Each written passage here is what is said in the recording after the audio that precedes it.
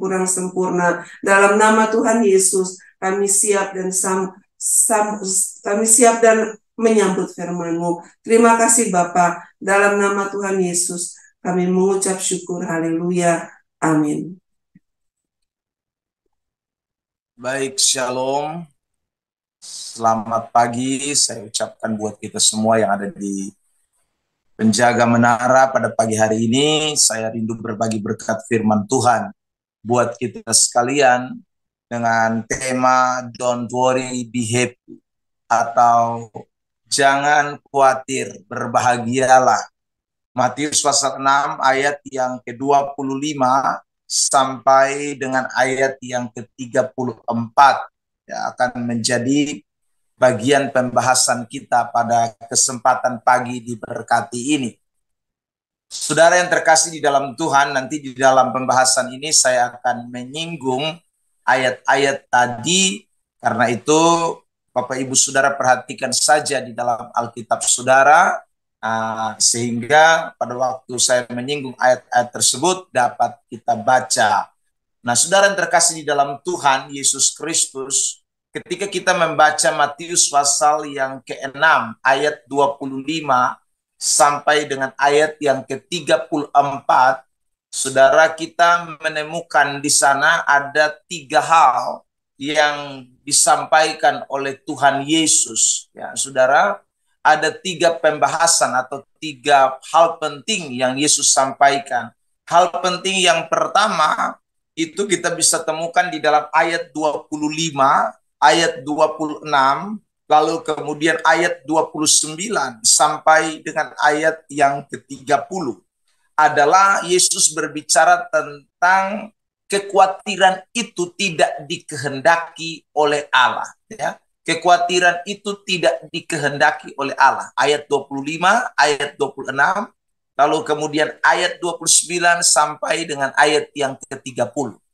Lalu hal yang kedua yang kita temukan di dalam teks ini adalah kekhawatiran itu tidak berguna, ya, bahkan merugikan. Itu kita temukan di dalam ayat yang ke-27. Jadi saudara perhatikan itu. Lalu kemudian yang ketiga, kekhawatiran itu ciri dari orang yang tidak beriman. Jadi kekhawatiran adalah ciri dari orang yang tidak beriman. Itu kita temukan di dalam ayat 31 sampai dengan ayat yang ke-34. Ya, Yesus berbicara tentang kekhawatiran itu sebagai ciri orang yang tidak beriman. Nah, Bapak Ibu Saudara yang terkasih di dalam Tuhan Yesus Kristus, pada pagi hari ini dari 3 pembahasan yang saya sebutkan tadi, saya akan fokus kepada satu saja pembahasan kita, yaitu mengenai kekhawatiran itu tidak dikehendaki oleh Allah. Jadi saudara, kenapa orang Kristen tidak boleh hidup di dalam kekhawatiran? Karena alasannya jelas, kekhawatiran itu tidak dikehendaki oleh Allah. Seperti yang saya baca tadi di dalam ayat yang tunjukkan tadi dalam ayat yang ke-25, 26. Perhatikan. Karena itu aku berkata kepadamu, janganlah khawatir akan hidup, akan apa yang hendak kamu makan atau minum, dan janganlah khawatir pula akan tubuhmu, akan apa yang hendak kamu pakai. Bukankah hidup itu lebih penting daripada makanan, dan tubuh itu lebih penting daripada pakaian? Ayat 26. Pandanglah burung-burung di langit yang tidak menabur dan tidak menuai dan tidak mengumpulkan bekal dalam lumbung, namun diberi makan oleh Bapamu yang di sorga. Bukankah kamu jauh melebihi burung-burung itu? Ayat yang ke-29. Namun aku berkata kepadamu, Salomo dalam segala kemegahannya pun tidak berpakaian seindah salah satu dari bunga itu. Ayat yang ke-30. Saudara, jadi jika demikian Allah mendandani rumput di ladang yang hari ini ada dan besok dibuang ke dalam api, tidakkah ia akan terlebih lagi mendandani kamu, hai orang yang kurang percaya? Jadi saudara yang terkasih dalam Tuhan, terlihat jelas di dalam teks yang tadi kita baca, Yesus menekankan bahwa jangan khawatir. Ya, jangan khawatir. Nah, saudara, kata khawatir itu sendiri dari bahasa aslinya yaitu kata merimnau. Ya. Kata merimnao itu memiliki makna, saudara, seperti ada dua hal yang bergejolak di dalam pribadi seseorang. Jadi pikiran yang ditarik kedua arah yang berlainan, itu namanya kekhawatiran. Pikiran kita tidak terfokus atau tidak tersentral. Pikiran kita tidak pada satu arah, tetapi ditarik kedua arah yang berlainan. Itu kata merimnao. Nah, saudara yang terkasih di dalam Tuhan Yesus Kristus, nah karena itu orang yang khawatir itu selalu akan gelisah. Orang yang khawatir itu tidak akan bisa fokus, tidak bisa tenang, tidak bisa memberikan melihat tujuan hidupnya. Karena saudara terkasih dalam Tuhan, kekhawatiran itu akan menarik orang itu untuk berpikir ke dalam dua arah berpikir yang berbeda. Sehingga terkadang orang itu bisa saja dalam sebuah keadaan yang optimis, tetapi dia bisa juga terjebak ke dalam suatu keadaan yang pesimis. Kadang orang itu, saudaraku, bisa saja menjadi orang yang begitu yakin percaya, tetapi juga di saat yang sama dia bisa down atau dia bisa memiliki suatu keadaan yang mana ya tidak menentu, labil, saudara yang terkasih dalam Tuhan. Nah, itu mempengaruhi pengiringan kita. Itu mempengaruhi tujuan hidup kita yang sesungguhnya. Karena itu, saudara, kekhawatiran itu membuat orang terhimpit.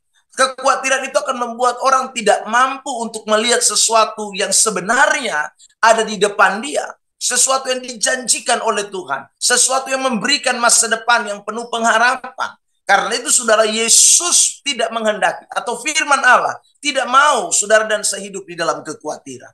Nah, saudara yang terkasih di dalam Tuhan Yesus Kristus, pada pagi diberkati ini, ada 3 alasan yang saya mau kemukakan. Ya, tentang kenapa Tuhan tidak menghendaki kita ada dalam kekhawatiran yang membuat kita tidak bisa melihat masa depan kita atau melihat sesuatu yang cemerlang, yang penuh dengan pengharapan yang ada di depan kita. Saudara yang terkasih dalam Tuhan, alasan yang pertama kita bisa menemukan tadi di dalam ayat yang ke-26 dan ayat yang ke-30. Saya bacakan 2 bagian itu lagi ya saudara. Injil Matius 6. Pandanglah burung-burung di langit yang tidak menabur dan tidak menuai dan tidak mengumpulkan bekal dalam lumbung, namun diberi makan oleh Bapamu yang di sorga. Bukankah kamu jauh melebihi burung-burung itu? Perhatikan kalimat terakhir. Namun diberi makan oleh Bapamu yang di sorga. Bukankah kamu jauh melebihi burung-burung itu? Lalu kemudian di ayat 30. Allah mendandani rumput di ladang, ya, yang hari ini ada dan besok dibuang ke dalam api. Tidakkah ia akan terlebih lagi mendandani kamu?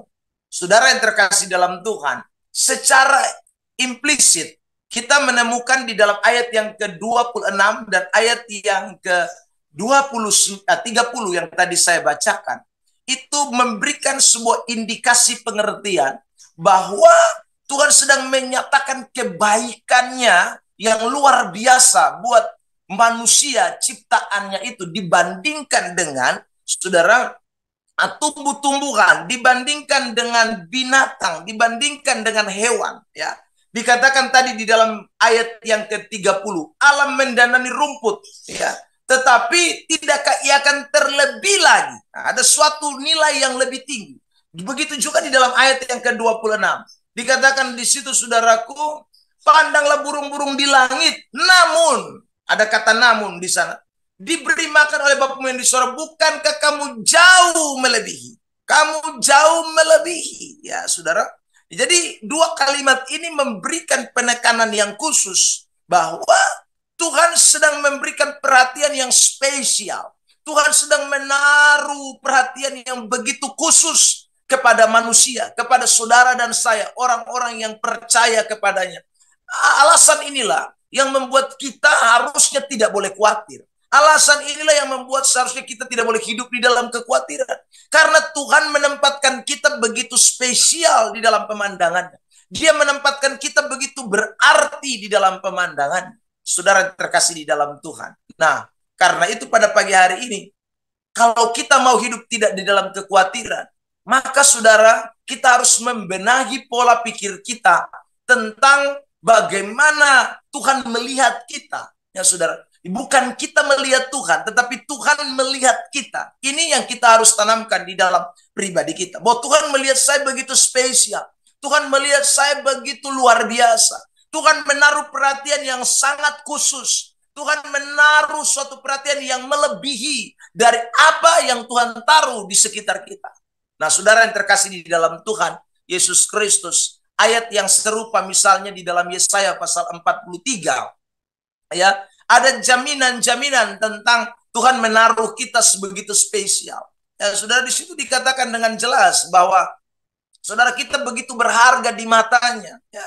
Ketika kita melewati air, dikatakan tidak mungkin kita dihanyutkan. Melewati sungai, melewati api tidak mungkin dihanguskan.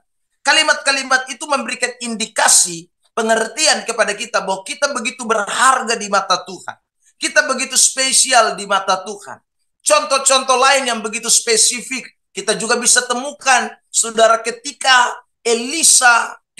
Elia menghadapi berbagai macam situasi dalam pelayanan mereka. Lalu Tuhan menaruh perhatian kepada hamba-hambanya ini. Begitu juga dengan Daniel, begitu juga dengan saudara bangsa Israel ketika mereka ada di padang gurun, ketika mereka diperhadapkan dengan Mesir. Saudara, Tuhan sedang menaruh perhatian yang begitu khusus kepada orang-orang yang menjadi kepunyaannya. Nah, karena itu pada pagi hari ini, saudara yang terkasih dalam Tuhan, ini yang harus kita miliki. Kalau kita memiliki pola berpikir yang seperti ini, kekhawatiran itu ketika datang, saudara, itu akan segera lenyap, segera pergi. Ya, karena kita mempunyai sebuah komitmen, keyakinan, suatu pandangan yang sungguh-sungguh kepada Tuhan, bahwa Tuhan sedang menaruh perhatian yang khusus kepada saya. Tuhan menaruh perhatian yang begitu spesial kepada saya. Nah, saudara yang terkasih dalam Tuhan, karena itu hari ini mari kita semua menjalani hidup ini, ya, menjalani hari ini. Tentu kita tidak bisa katakan bahwa kita tidak berjumpa dengan masalah, tantangan, kesulitan, ya. Ada itu pasti. Tetapi taruhlah pikiran, pandangan yang alkitabiah bahwa Tuhan baik. Sepanjang sejarah Alkitab kita menemukan, saudara, bagaimana Tuhan memberikan suatu perhatian yang khusus kepada orang-orang pilihannya, kepada anak-anaknya, kepada orang-orang yang dicintainya. Tidak dibiarkannya, saudara. Itulah jaminan Tuhan buat kita sekalian. Nah, itu yang membuat kita akan tidak hidup di dalam kekhawatiran. Hal yang kedua yang saudara saya mau perhatikan dan bagikan buat kita pada pagi hari ini adalah di dalam ayat yang ke 26, saudara, 26 masih, lalu kemudian ayat 30 dan ayat yang ke-29, ya. Saya bacakan dulu penggalan-penggalan kalimat. Di situ ada kalimat, pandanglah burung-burung di langit. Lalu saudara terkasih di dalam Tuhan, di dalam ayat 30, jika demikian Allah mendandani rumput di ladang yang hari ini ada dan besok dibuang ke dalam api, tidakkah ia akan terlebih lagi mendandani kamu? Lalu ada kata lagi di Matius 10, ya. Saudara bisa bandingkan ayat 29. Bukankah burung pipit dijual 2 ekor seduit, namun seekor pun daripadanya tidak akan jatuh ke bumi di luar kehendak Bapamu? Lalu saudara ayat 31 dari Matius pasal 10, saya bandingkan ini paralelnya. Sebab itu janganlah kamu takut, karena kamu lebih berharga daripada burung-burung pipit itu. Lalu saudara terkasih dalam Tuhan, Ayub pasal 7 juga, ayat yang ke-17. Apakah gerangan manusia sehingga dia kau anggap agung? Perhatikan kalimat itu. Dan kau perhatikan. Saudara yang terkasih di dalam Tuhan. Nah, dari kalimat-kalimat yang saya ucapkan ini, saudara, kita bisa menemukan hal yang kedua, bahwa manusia itu diciptakan oleh Allah berharga. Ya. Manusia itu diciptakan oleh Allah berharga dibandingkan dengan binatang dan tumbuh-tumbuhan. Manusia diciptakan Allah itu sangat berharga. Saudara yang terkasih dalam Tuhan, Ayub pasal 7 tadi jelas mengatakan bahwa kau anggap agung dan kau perhatikan. Kau anggap agung dan kau perhatikan.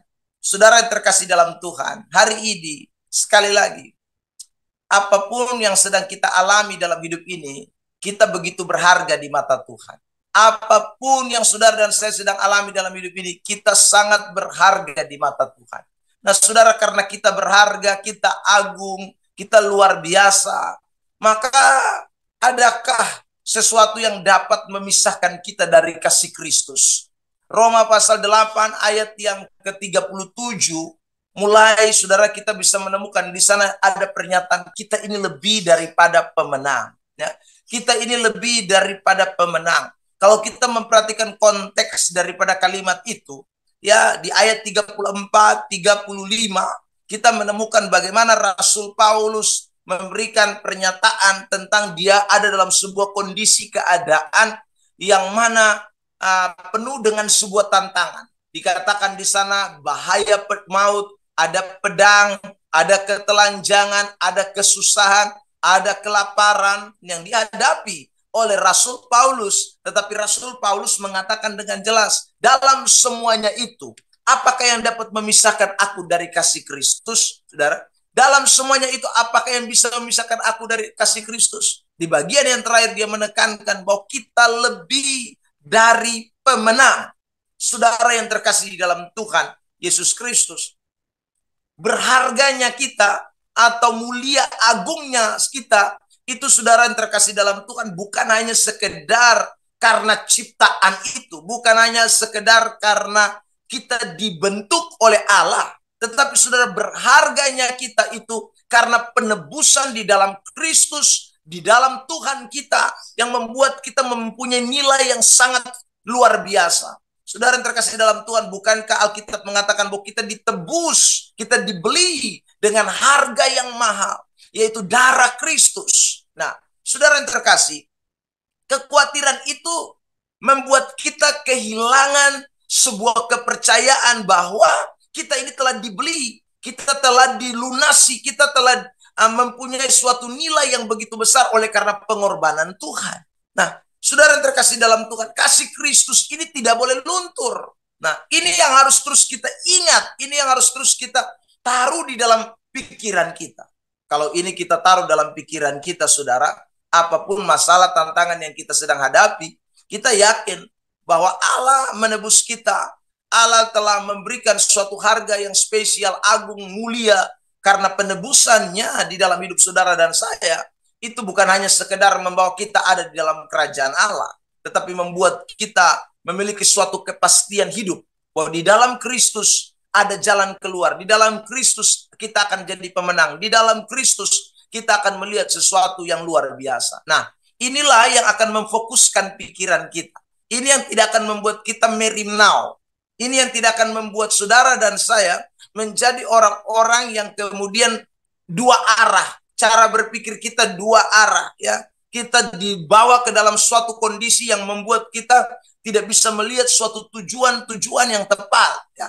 Sekali lagi, kita harus ingat bahwa berharganya kita bukan hanya sekedar karena kita diciptakan oleh Tuhan, tapi berharganya saya dan saudara itu karena pengorbanan Kristus. Berharganya saya dan saudara itu karena ada kematian, kebangkitan saudara Kristus yang telah dinyatakan buat kita sekalian. Membuat hidup kita sangat bernilai. Itu membuat hidup kita sangat berharga. Dipandang oleh Tuhan agung dan mulia.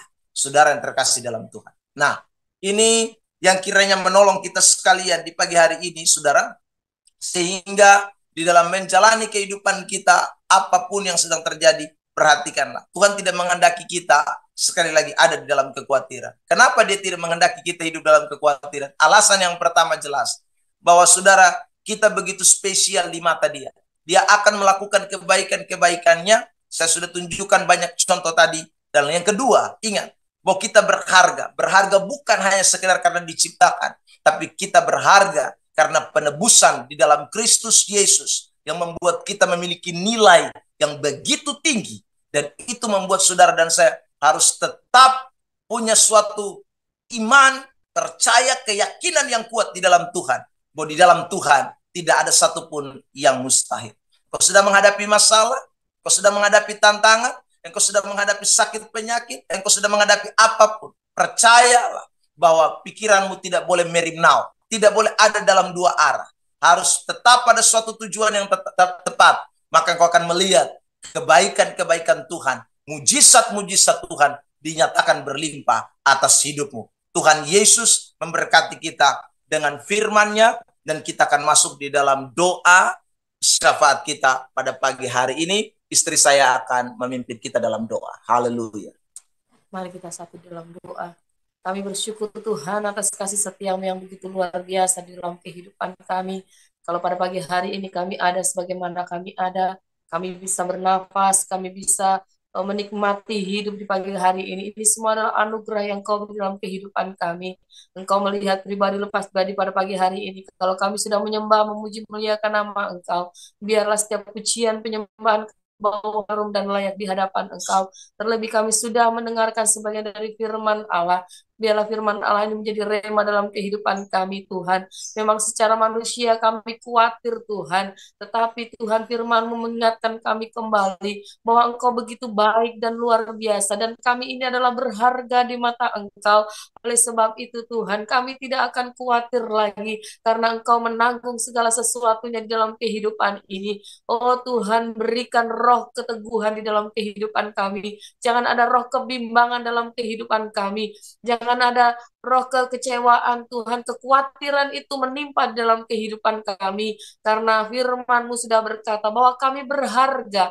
Engkau akan memberikan apa yang kami rindukan di dalam kehidupan ini. Terima kasih Bapa di surga, terima kasih mengurapi hamba-Mu yang sudah berbicara atas kehidupannya Tuhan, untuk memberkati kami semuanya pada pagi hari ini, untuk kami menjalani hidup ini lebih lagi di hadapan Engkau. Kami kuat Tuhan, untuk menghadapi segala sesuatu, baik itu masalah pribadi kami, masalah rumah tangga kami, masalah penyakit kami, masalah pekerjaan kami. Kami yakin kami tidak akan khawatir Tuhan, bahwa Engkau bersama-sama dengan kami.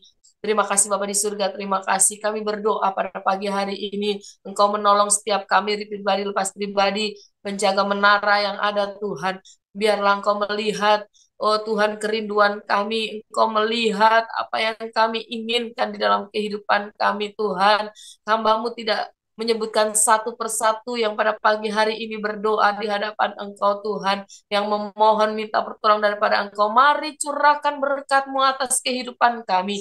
Di dalam nama Yesus, di dalam nama Yesus, kami yang letih lesu berbeban berat, kami menghadapi masalah kami secara manusia, kami tidak mampu Tuhan. Tetapi Tuhan Roh Allah yang senantiasa memampukan kami, untuk kami terus tak bertahan di dalam kami pergumulan kami, terlebih kami sebagai penjaga menara doa yang ada Tuhan. Terima kasih Bapa di surga, terima kasih. Kami yakin dan percaya Tuhan akan menjawab tepat pada waktunya apa yang kami doakan dan apa yang kami minta. Terima kasih Bapa di surga. Kami berdoa buat bangsa negara kami Tuhan. Engkau melihat bangsa negara kami. Mari Engkau melihat pemimpin-pemimpin kami Tuhan. Baik itu presiden yang ada, wakil presiden yang ada, DPR, MPR Tuhan. Oh Tuhan, wali kota, bupati, oh Tuhan Yesus, gubernur yang ada, baik aparatur-aparatur pemerintahan yang terendah sekalipun, kelurahan, desa, RT, RW yang ada. Mari Engkau pakai mereka dengan luar biasa Tuhan. Kalau Tuhan sudah menunjuk mereka untuk memimpin roda pemerintahan ini, berikan hikmat-Mu, marifat-Mu ada dalam kehidupan mereka, sehingga bangsa negara kami aman, tentram, damai, sejahtera. Biarlah kemuliaan Tuhan ada dalam bangsa negara kami Tuhan, dalam perekonomian politik yang ada Tuhan.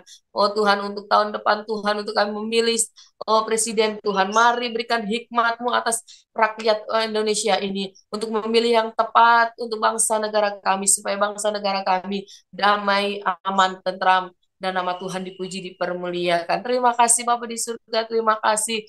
Kami juga berdoa buat hamba-hamba Tuhan, dimanapun berada Tuhan, di dalam pelayanan-pelayanan mereka. Mari urapan kuasa Allah terus dalam kehidupan mereka, baik itu pendeta-pendeta yang ada, oh Tuhan, di kota-kota besar sampai di pelosok-pelosok desa, hamba-hamba Tuhan yang saat ini sedang, oh Tuhan, belajar untuk mendalami kebenaran firman Allah di sekolah-sekolah Alkitab, dimanapun berada, penginjil penginjil yang ada, guru-guru yang ada. Mari pakai mereka dengan luar biasa di dalam penginjilan mereka, baik di luar negeri maupun dalam negeri.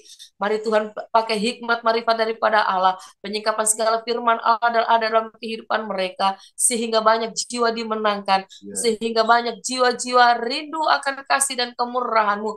Kebenaran firman-Mu itu ada dalam kehidupan mereka, dan mereka dapat melihat bahwa Engkau begitu baik dan luar biasa di dalam kehidupan ini. Roh Kudus, terus urapan-Mu ada dalam kehidupan hamba-hamba-Mu dimanapun mereka berada. Tuhan Yesus, kami juga berdoa buat hamba-hamba Tuhan, pendeta yang ada di saat mungkin mereka menghadapi masalah dalam pergumulan jemaat mereka, dalam mereka menghadapi pembangunan gereja. Mari Tuhan buka jalan, Tuhan senantiasa turut campur tangan, karena Engkaulah yang memberikan berkat itu, maka semuanya biarlah mereka gunakan untuk kemuliaan nama Tuhan. Oh Tuhan Yesus, terima kasih Bapa di surga, terima kasih. Kami juga berdoa buat orang-orang yang berkekurangan, oh Tuhan, yang ada di panti-panti sosial, panti jompo, yatim piatu, anak-anak yang terlantar. Mari Tuhan menolong dalam kehidupan mereka. Tuhan menilai kehidupan mereka. Tuhan berikan yang terbaik Tuhan dalam kehidupan mereka untuk terus mengenal kepada Engkau. Pakai hamba-hamba Tuhan untuk menjangkau jiwa-jiwa mereka Tuhan. Terima kasih Bapa di surga, terima kasih, memberkati orang-orang yang senantiasa berkekurangan. Biarlah Engkau senantiasa memberikan yang terbaik di dalam kehidupan. Terima kasih Bapa di surga, terima kasih. Engkau melihat kerinduan kami pada pagi hari ini. Engkau akan menjawab setiap doa permohonan kami yang kurang dari jauh sempurna ini. Biarlah Tuhan menyempurnakan hanya di dalam nama Bapa, Anak, dan Roh Kudus. Haleluya. Amin.